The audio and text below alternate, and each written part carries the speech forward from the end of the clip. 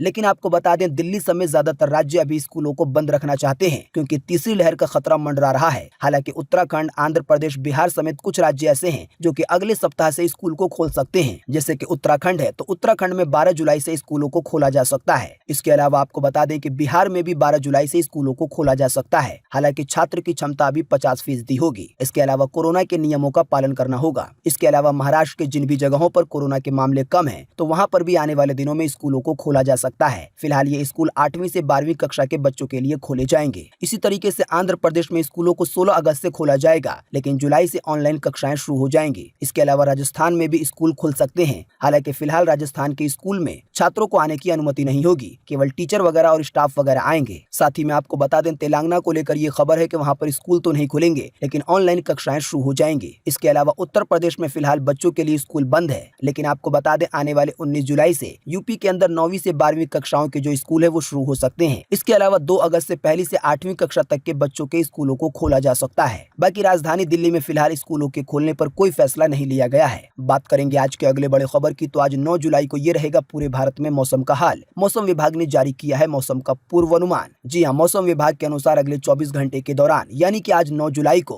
पूर्वी उत्तर प्रदेश में, पश्चिम बंगाल में, झारखंड के कुछ हिस्सों में, उड़ीसा में, दक्षिण और पूर्वी मध्य प्रदेश में, विदर्भ में, तेलंगाना में, साथ ही में कोंकण में, गोवा में, इसके अलावा तटीय कर्नाटका में, केरल के भी कुछ हिस्सों में, साथ ही में अंडमान निकोबार द्वीप समूह में और छत्तीसगढ़ के भी कुछ हिस्सों में हल्की से मध्यम बारिश आज होगी। लेकिन कुछ स्थान ऐसे होंगे जहां पर भारी बारिश भी हो सकती है। इसके अलावा पूर्व उत्तर भारत में, सिक्किम में, बिहार में, साथ ही में उत्तर प्रदेश के भी कुछ हिस्सों में, इसके अलावा उत्तराखंड में, आंतरिक कर्नाटका के कुछ हिस्सों में, मराठवाड़ा में, लक्षद्वीप में और तटीय आंध्र प्रदेश में हल्की से मध्यम बारिश के साथ 1-2 स्थानों पर तेज बारिश की चेतावनी है। इसके अलावा पश्चिमी उत्तर प्रदेश में, पूर्वी राजस्थान के कुछ हिस्सों में, मध्य महाराष्ट्र में, हरियाणा के कुछ हिस्सों में, साथ ही में पंजाब में, दिल्ली में, दक्षिणी गुजरात में, इसके अलावा रॉयल सीमा में, साथ ही में तमिलनाडु में हल्की बारिश के साथ 1-2 स्थानों पर हल्की से थोड़ी तेज यानी कि मध्यम बारिश हो सकती है। बारिश को लेकर ये ताजा जानकारी स्काईमेट वेदर की तरफ से थी। बात करेंगे आज के अगले बड़े खबर की तो पीली धातु यानी कि सोने के दाम में फिर हुई मामूली तेजी। आइए बताएं सोने चांदी के ताजा भाव। जी हाँ, सोने के दाम में बीते रोज मामूली सी बढ़ोतरी दर्ज हुई है 9 रुपए की। इस बढ़ोतरी के बाद अभी 10 ग्राम सोने की कीमत राजधानी दिल्ली में 46,981 रुपए है। अगर बात करेंगे चांदी की तो चांदी के दामों में 902 रुपए की गिरावट दर्ज हुई है। इस कटौती के बाद अभी राजधानी दिल्ली में आपको 1 किलो चांदी 67,758 रुपए की मिलेगी। तो दोस्तों आज 9 जुलाई 2021 की यही ताजा खबरें थी और महत्वपूर्ण खबरें थी। उम्मीद करते हैं इससे आपको काफी कुछ जानकारी मिली होगी। हम बस इसके बदले में आपसे इतना ही चाहते हैं कि आप इस वीडियो को लाइक कर दें और शेयर कर दें, क्योंकि आपका लाइक और शेयर करना ही हमारी मेहनत का फल होता है। वीडियो देखने के लिए आपका बहुत बहुत धन्यवाद।